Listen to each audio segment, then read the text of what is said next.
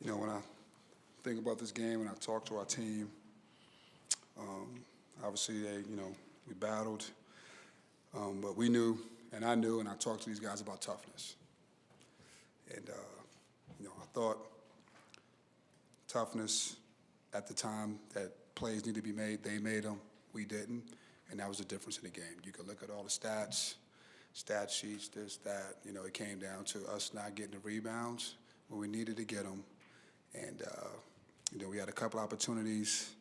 We had a lot of opportunities around the basket today that we didn't cash in, or, we came up empty. But I thought we did enough, battled enough in certain parts, but, when it came down to it, we didn't make the plays that needed to be made, and that was on the defensive end.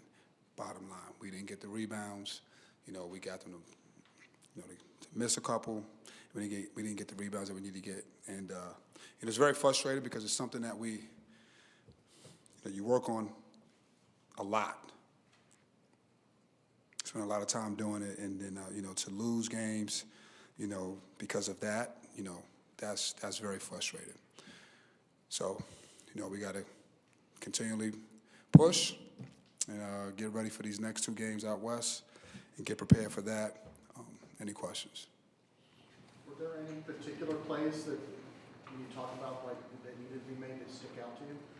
It was when they took the lead, and obviously a couple of times where the lead was still 3 points or 2 points, they got 4 or 5. I think it was like 4 or 5 extra rebounds, a 3 put back. It was just that little stretch of the game. I wish I could remember it offhand right now, but obviously, after the game, you're trying to gather your thoughts. But I think anyone that watched the game knows what you're talking about. It was a moment in there, where we just couldn't get the rebound. It was, Jair got beat for one, Chris Bell got beat for one, a couple other guys got beat for one. I think JJ got beat for one. And I thought that was the difference in the game. Adrian, you talk about rebounds. They had 31 as a team. Eddie had 23 by himself. Just what you can say at least about his play in the glass. Eddie played well. I mean, as far as he went after it, but I think Eddie will tell you, a lot of those rebounds was because of missed shots that he was around the basket, from the offensive end. But I thought Eddie, played well. He always rebounds. That's what he does. It's just really kind of right now when you play like that to kind of find, a lot of positives or anything positive after a game like this. In the first half, you kind of contained Lowe and Leggett. How were they able to kind of in the second half get rolling a little bit?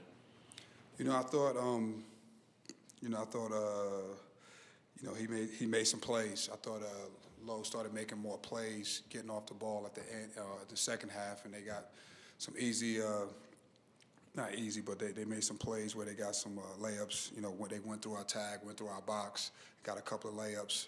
And I thought that was a difference for him. I thought he got off the ball a little bit more in this second half than the first half. I thought, we did a good job of making him pick the ball up and then getting back. Is there a common theme with those are two great guards. Chucky Hepburn, same thing. Chase Hunter. Is there a common theme with how these guards are able to attack you guys this year? No, I mean, I think at the end of the day, they're good guards, and it's not just us. You follow these guys.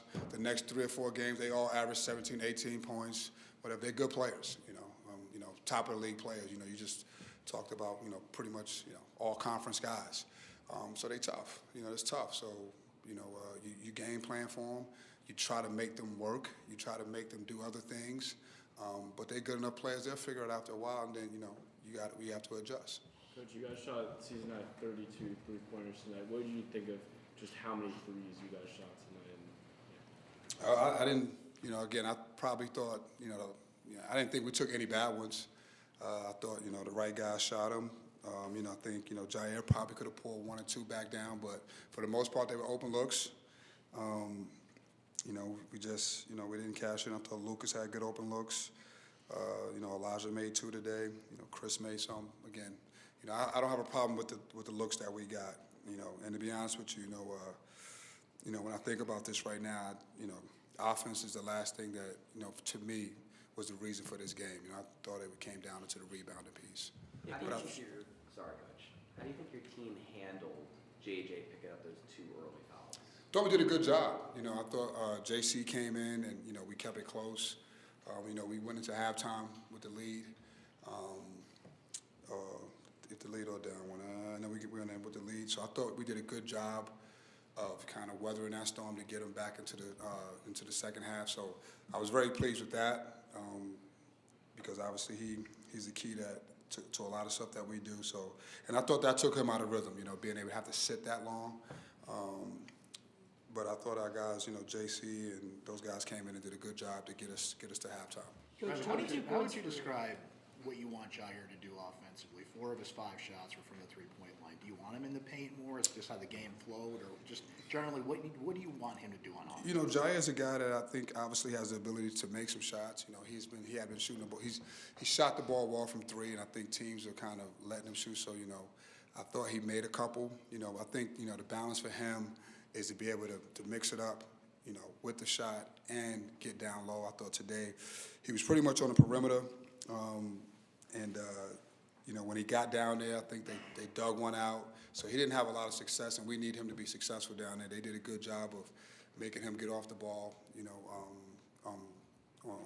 when we got it in there. But overall, you know, Jair is a guy that can, you know, he can make a couple of threes, and then we need to score inside. Coach, you mentioned toughness a couple of times.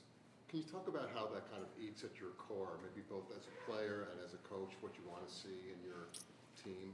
You know, I think every coach, you know, and when you talk about toughness, it's certain parts of the game that, you know, you have to make certain plays.